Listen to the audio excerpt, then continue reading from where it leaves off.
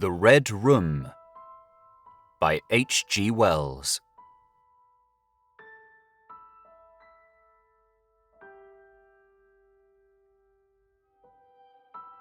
I can assure you, said I, that it will take a very tangible ghost to frighten me. And I stood up before the fire with my glass in my hand. It is your own choosing, said the man with the withered arm, and glanced at me askance. 28 years, said I have lived, and never a ghost have I seen as yet. The old woman sat staring hard into the fire, her pale eyes wide open. Aye, she broke in, and 28 years you have lived, and never seen the likes of this house, I reckon. There's a many things to see when one's still but 28. She swayed her head slowly from side to side. A many things to see and sorrow for. I half suspected the old people were trying to enhance the spiritual terrors of their house by their droning insistence. I put down my empty glass on the table and looked about the room and caught a glimpse of myself, abbreviated and broadened to an impossible sturdiness, in the queer old mirror at the end of the room. Well, I said, if I see anything tonight, I shall be so much the wiser, for I come to the business with an open mind. It's your own choosing, said the man with the withered arm once more. I heard the faint sound of a stick and a shambling step on the flags in the passage outside. The door creaked on its hinges as a second old man entered, more bent, more wrinkled, more aged even than the first. He supported himself by the help of a crutch. His eyes were covered by a shade, and his lower lip, half averted, hung pale and pink from his decaying yellow teeth. He made straight for an armchair on the opposite side of the table, sat down clumsily, and began to cough. The man with the withered hand gave the newcomer a short glance of positive dislike. The old woman took no notice of his arrival, but remained with her eyes fixed steadily on the fire. I said, it's your own choosing, said the man with the withered hand, when the coughing had ceased for a while. It's my own choosing, I answered. The man with the shade became aware of my presence for the first time, and threw his head back for a moment, and sidewise to see me. I caught a momentary glimpse of his eyes, small and bright and inflamed. Then he began to cough and splutter again. Why don't you drink?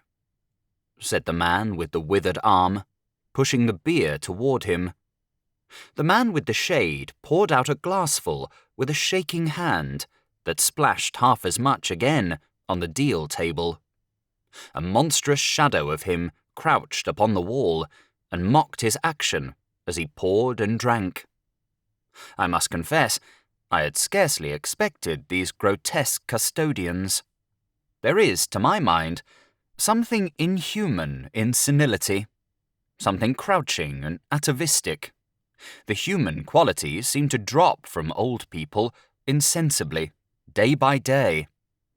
The three of them made me feel uncomfortable with their gaunt silences, their bent carriage, their evident unfriendliness to me and to one another.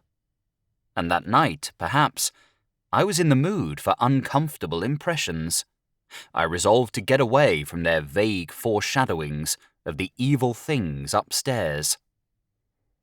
If, said I, you will show me to this haunted room of yours, I will make myself comfortable there.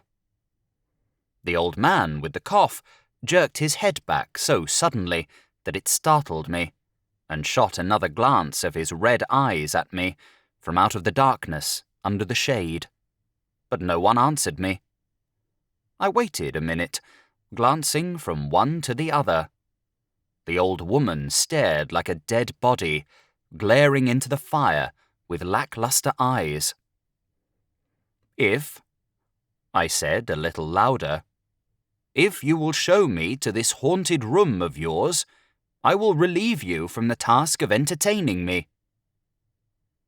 "There's a candle on the slab outside the door," said the man with the withered hand, looking at my feet as he addressed me.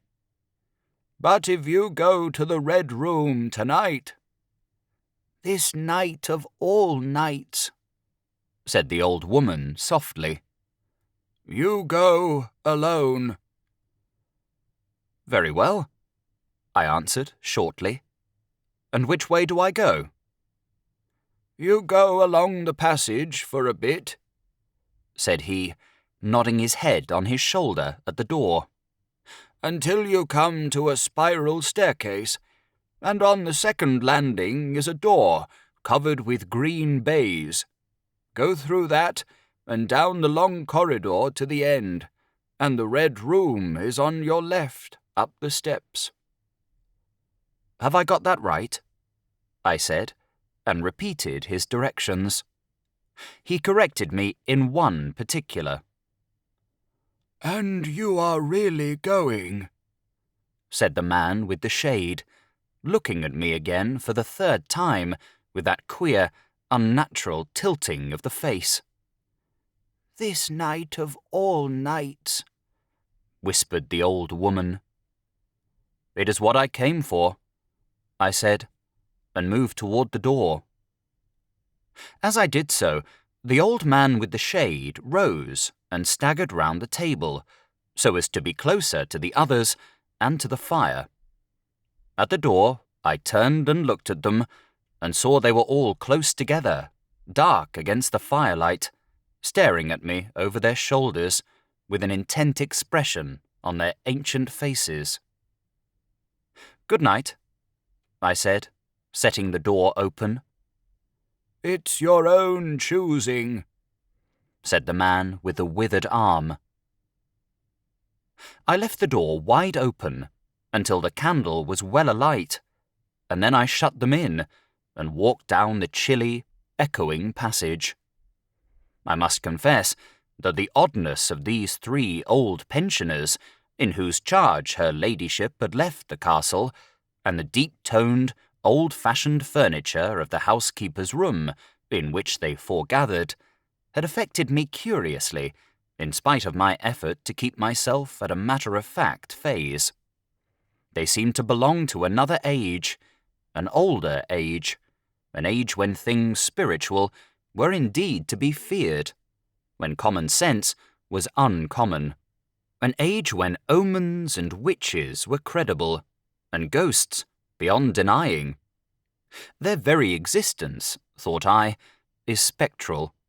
The cut of their clothing, fashions born in dead brains, the ornaments and conveniences in the room about them even, are ghostly.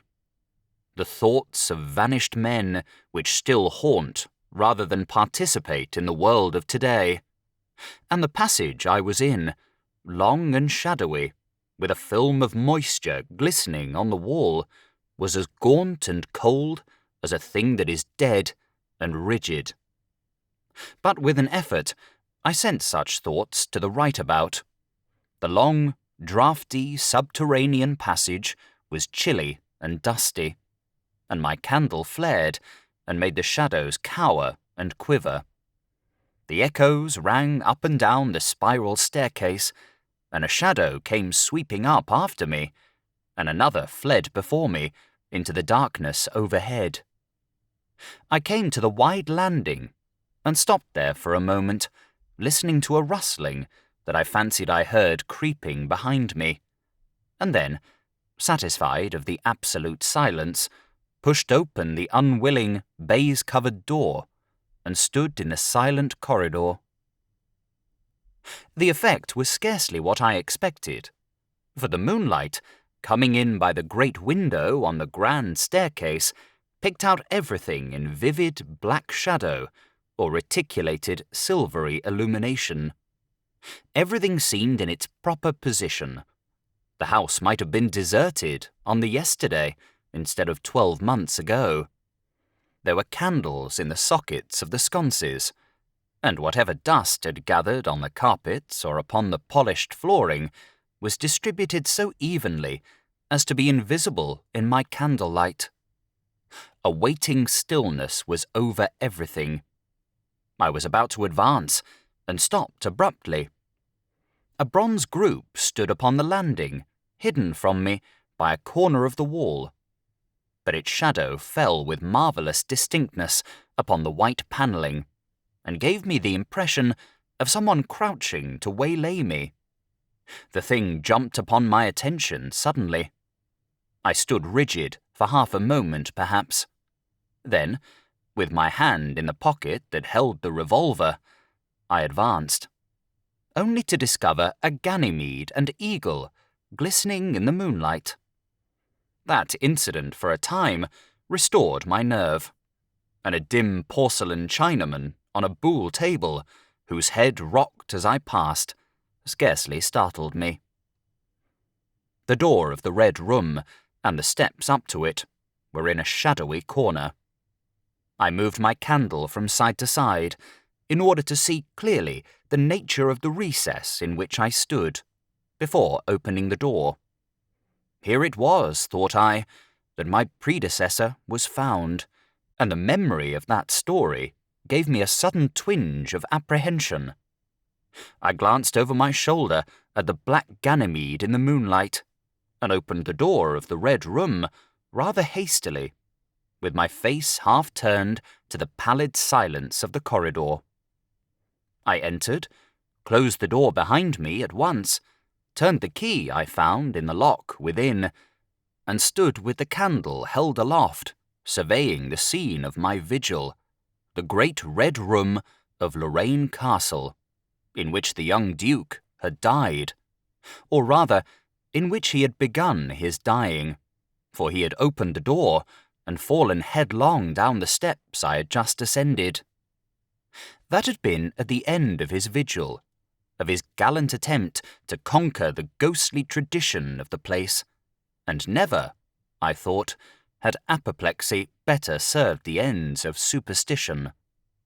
There were other and older stories that clung to the room, back to the half-incredible beginning of it all, the tale of a timid wife and the tragic end that came to her husband's jest of frightening her. And looking round that huge, shadowy room, with its black window bays, its recesses and alcoves, its dusty brown-red hangings, and dark, gigantic furniture, one could well understand the legends that had sprouted in its black corners, its germinating darknesses. My candle was a little tongue of light in the vastness of the chamber. Its rays failed to pierce to the opposite end of the room, and left an ocean of dull, red mystery and suggestion, sentinel shadows and watching darkness beyond its island of light, and the stillness of desolation brooded over it all. I must confess some impalpable quality of that ancient room disturbed me. I tried to fight the feeling down. I resolved to make a systematic examination of the place, and so, by leaving nothing to the imagination, dispel the fanciful suggestions of the obscurity before they obtained a hold upon me. After satisfying myself of the fastening of the door, I began to walk round the room, peering round each article of furniture, tucking up the valances of the bed, and opening its curtains wide. In one place there was a distinct echo to my footsteps. The noises I made seemed so little that they enhanced rather than broke the silence of the place. I pulled up the blinds and examined the fastenings of the several windows. Attracted by the fall of a particle of dust, I leaned forward and looked up the blackness of the wide chimney. Then, trying to preserve my scientific attitude of mind, I walked round and began tapping the oak panelling for any secret opening. But I desisted before reaching the alcove. I saw my face in a mirror. White. There were 2 big mirrors in the room, each with a pair of sconces bearing candles, and on the mantelshelf, too, were candles in china candlesticks. All these I lit, one after the other. The fire was laid, an unexpected consideration from the old housekeeper, and I lit it to keep down any disposition to shiver. And when it was burning well, I stood round with my back to it and regarded the room again. I had pulled up a chintz-covered armchair and a table to form a kind of barricade before me. On this lay my revolver, ready to hand. My precise examination had done me a little good, but I still found the remoter darkness of the place and its perfect stillness too stimulating for the imagination. The echoing of the stir and crackling of the fire was no sort of comfort to me. The shadow in the alcove at the end of the room began to display that undefinable quality of a presence, that odd suggestion of a lurking, living thing that comes so easily in silence and solitude. And to reassure myself, I walked with a candle into it and satisfied myself that there was nothing tangible there. I stood that candle upon the floor of the alcove and left it in that position. By this time, I was in a state of considerable nervous tension, although to my reason there was no adequate cause for my condition. My mind, however, was perfectly clear. I postulated quite unreservedly that nothing supernatural could happen, and to pass the time, I began stringing some rhymes together, Ingoldsby fashion, concerning the original legend of the place. A few I spoke aloud, but the echoes were not pleasant. For the same reason, I also abandoned, after a time, a conversation with myself upon the impossibility of ghosts and haunting. My mind reverted to the 3 old and distorted people downstairs, and I tried to keep it upon that topic. The sombre reds and greys of the room troubled me. Even with its 7 candles, the place was merely dim, the light in the alcove flaring in a draught, and the fire flickering, kept the shadows and penumbra perpetually shifting and stirring in a noiseless, flighty dance. Casting about for a remedy, I recalled the wax candles I had seen in the corridor, and, with a slight effort, carrying a candle and leaving the door open, I walked out into the moonlight, and presently returned with as many as 10.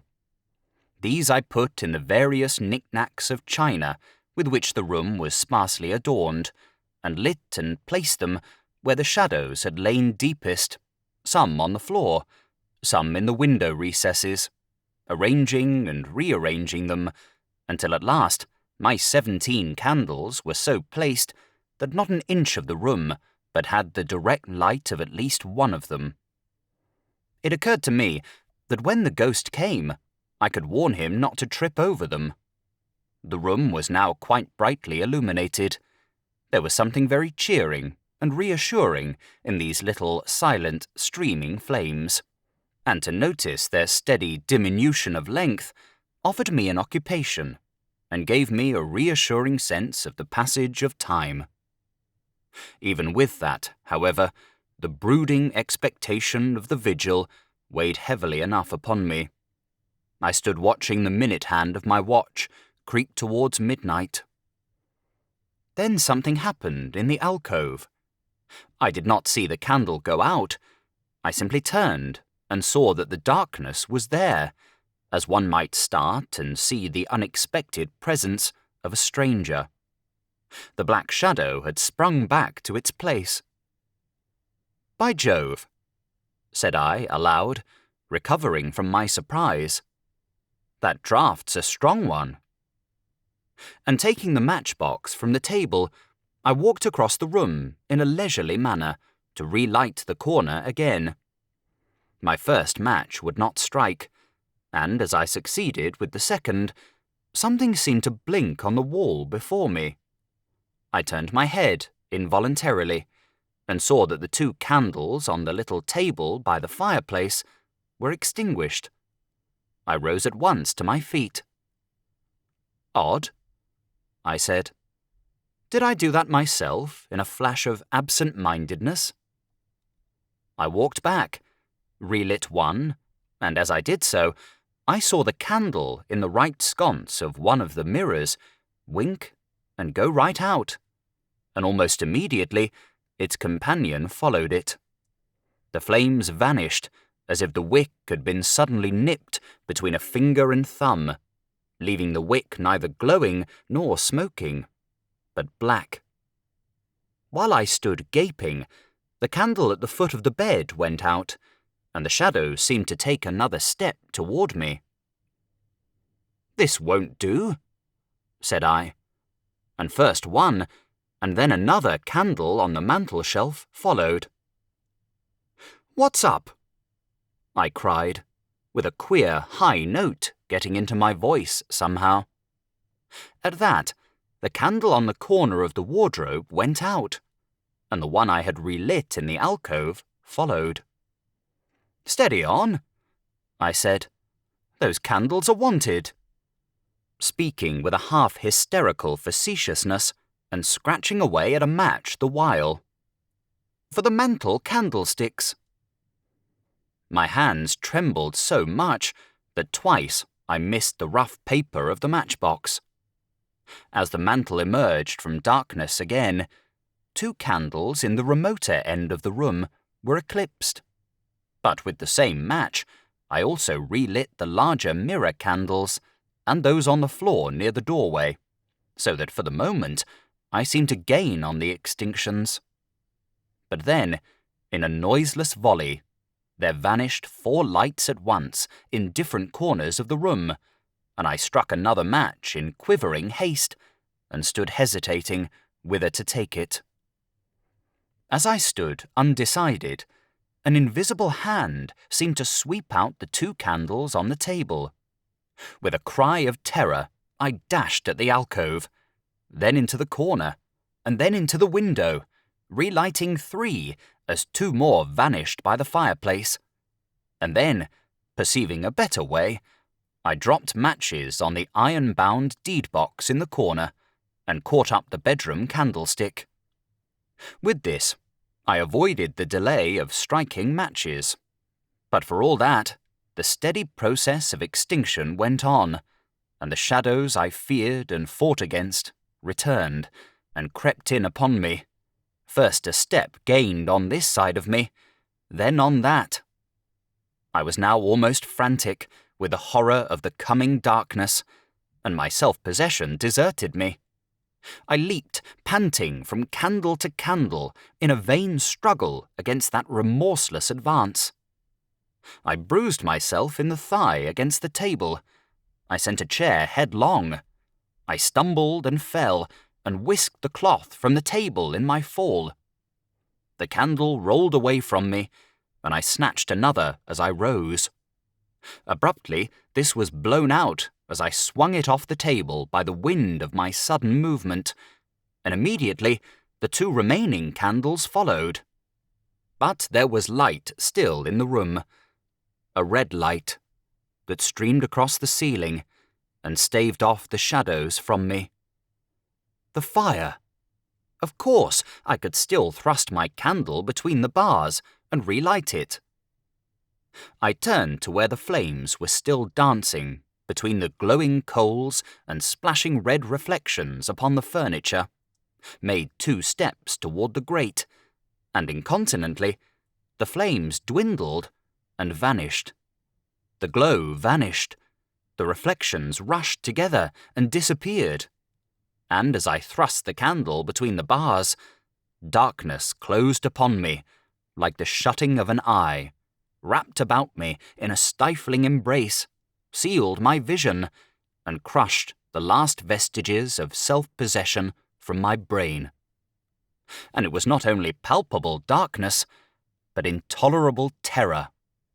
The candle fell from my hands, I flung out my arms in a vain effort to thrust that ponderous blackness away from me, and lifting up my voice, screamed with all my might. Once, twice, thrice. Then I think I must have staggered to my feet. I know I thought suddenly of the moonlit corridor, and with my head bowed and my arms over my face, made a stumbling run for the door. But I had forgotten the exact position of the door, and I struck myself heavily against the corner of the bed. I staggered back, turned, and was either struck or struck myself against some other bulky furnishing.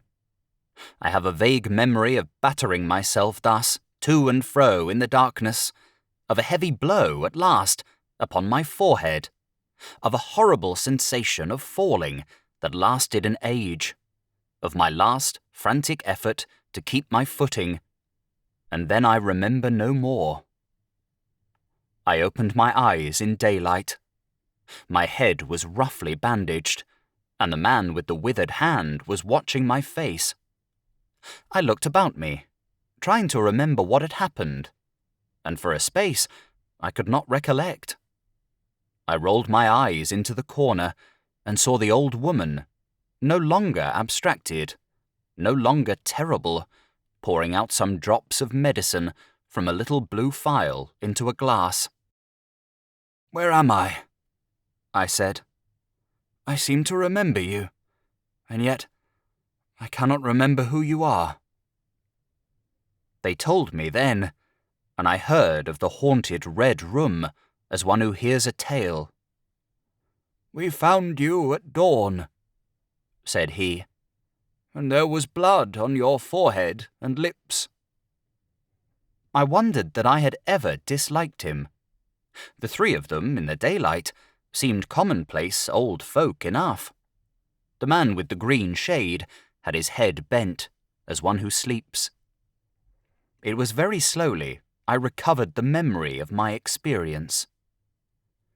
"You believe now," said the old man with the withered hand, "that the room is haunted?"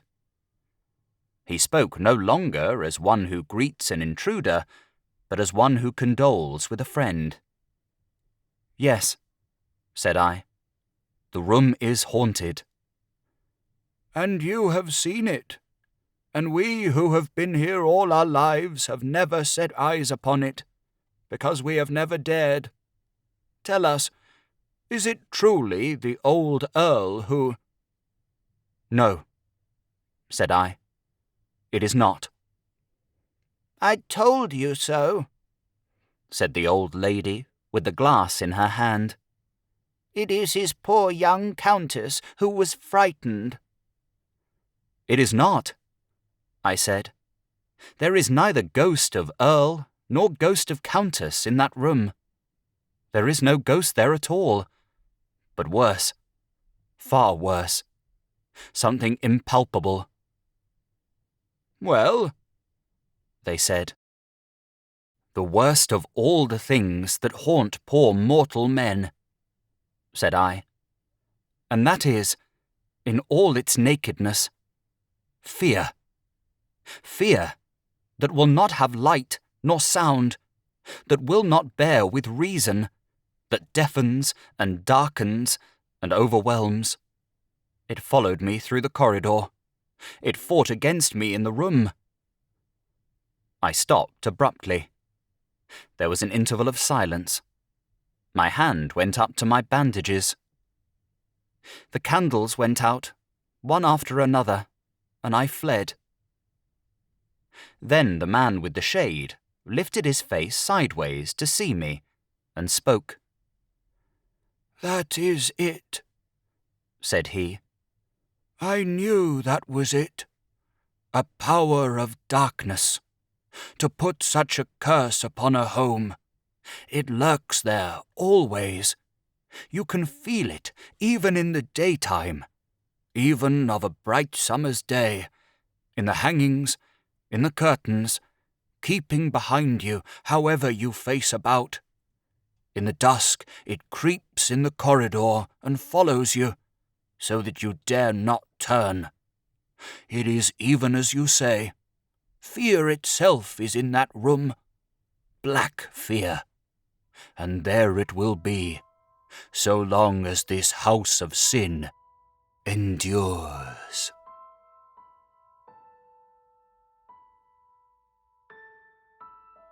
Thank you for listening to The Red Room by H.G. Wells. If you have enjoyed this audiobook, please consider subscribing and leaving a like to help in the making of future audiobooks.